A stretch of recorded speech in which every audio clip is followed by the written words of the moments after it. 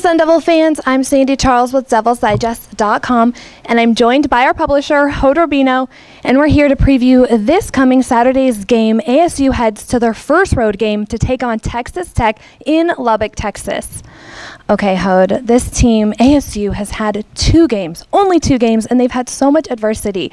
Do you think it's easier to persevere with this 1-1 record as opposed to later in the season and possibly having a worse record?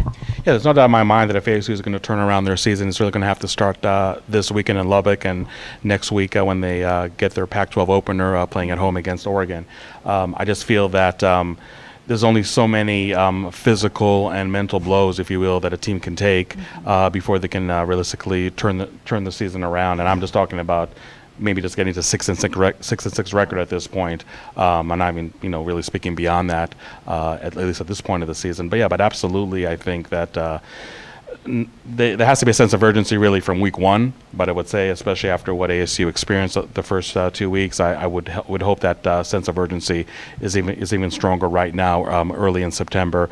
You also look at the schedule, and not that I think that ASU should overlook Texas Tech and Oregon, for example, but when you have Stanford at the end of the month, after a bye week, you got Washington, you got Utah on the road. I mean, there's no doubt that the schedule is only going to get tougher in October. So if you have any hope of really making something out of this season, salvaging 2017 campaign, it really has to start these next couple of weeks, and obviously starting in Lubbock on Saturday. Now let's talk a little bit about the offense. The passing game has played pretty well. We can't say the same for the running game, but do you think this Texas Tech's defense is the defense to jumpstart this ASU offense? Well, here's the thing when I look at both teams. I think after 2 weeks, we know what Arizona State is, more or less. I mean, and I'm not saying that they're doomed, to have issues on the offensive line or in the secondary, but we have a good sense of what they are. With Texas Tech, it's really hard to get a really good read. Texas Tech has only played one game this season. They're actually coming off a bye to host Arizona State. Their first game is against the weakest team on their schedule, Eastern Washington. They won that game 56-10. They did exactly what you expect them to do. But now the question is, okay, with a higher caliber opponent, and even with all the issues that Arizona State has on offense right now, they're definitely a better team than Eastern Washington. They'll give the Red Raiders more of a challenge. How does a team like Texas Tech react to that? Look, there's no doubt that this is a game that Texas Tech has circled for a long time, getting embarrassed here in Tempe, 68-55. Kalen Ballage scoring seven rushing touchdowns, 8 total. I mean, this is obviously one contest that I think that Texas Tech feels that they have to have maybe more than any other contest on their schedule, just to have that sense of redemption, if you will. Now with Arizona State, yes, there's issues with the rushing attack, but really more, I think, rooted in the offensive line, and also I think that offensive line at times really hasn't done the best job pass protecting Manny Wilkins. Not that Manny Wilkins hasn't had issues, not identifying hot routes, overthrowing some receivers. So that's definitely an issue right there too. I think this defense, and this may sound weird, maybe not be as physical as what ASU experienced against San Diego State last week. Now, sure, we're hearing glowing reviews from Texas Tech's spring practice and fall camp, and even the first game against Eastern Washington. This defense is so much better than what we've seen last year. But the rubber's going to meet the road for that defense on Saturday. It's going to be interesting to see how ASU can manage with that. But I would say that in terms of its offense, again, it's really going to come back to the offensive line. I mean, you would just think that this group, maybe more than any other group on this Arizona State team, feels that they really have to redeem themselves after what we've seen the first 2 weeks. And ASU has to get this rushing attack going.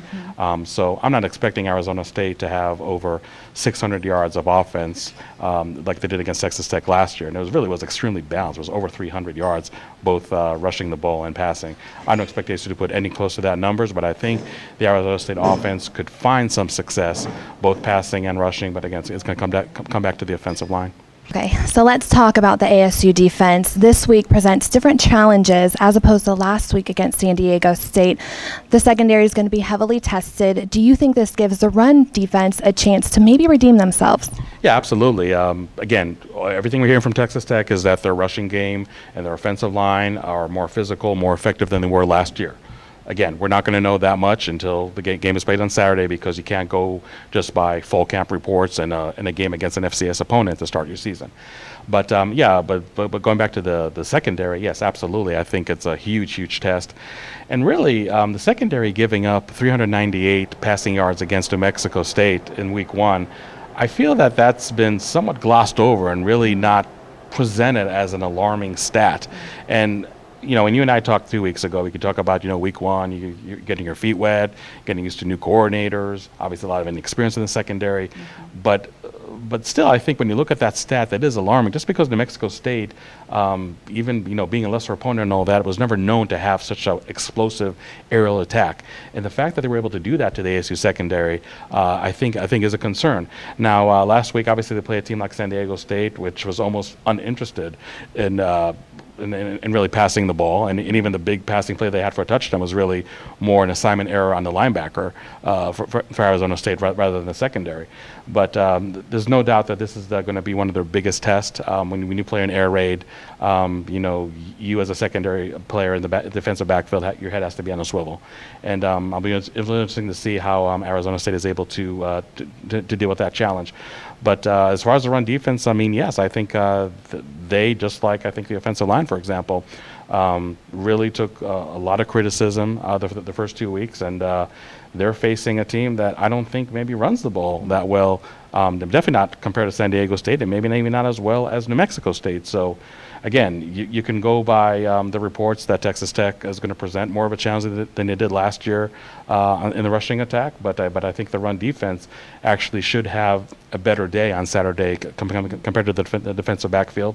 I think that Texas Tech wants to have a more balanced offense than they did last year. Now, and if they do that, obviously that presents a huge problem for Arizona State. But I have a feeling that if Texas Tech is going to beat Arizona State, it's really going to be more them exploiting the secondary rather than just running roughshod on the ground like San Diego State did, for example. Now let's talk a little bit about the last couple of years. And we did mention this is the first road game of the year, and road games have not been nice to ASU the last couple of years. In that stretch, they've won 2 games away from Tempe. Do you think this Saturday, this could be the game that turns it all around and they could win in Lubbock? Yeah, absolutely right about the road being very unkind to Arizona State. The only road game that they won last year was against University of Texas San Antonio.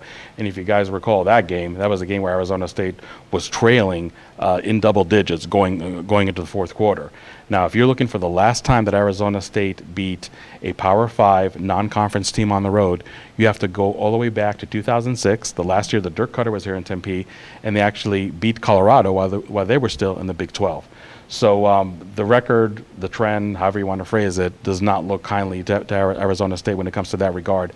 And I think with all the blows that this team has received in just this very young 2017 season, I just know of going on the road against a team like in Texas Tech, who I would say right now, at worst, is in the same level as Arizona State, but probably better. I don't think if that's really the recipe, so to speak, for Arizona State to bounce back. I mean, we talk about the game of football being physically brutal, but the mental component of this sport can never be overstated, and you really have to wonder about the mindset of Arizona State right now. I mean, sure, the coaches and the players are going to say and do all the right things publicly, but you just kind of wonder behind closed doors if there is, a greater sense of despair than maybe one may think with this team. So I know that on the one hand, you go on the road, there's the less distractions. It's you against the world, circling the wagons. However you want to phrase, your mental state of mind when you play a game like this against Texas Tech.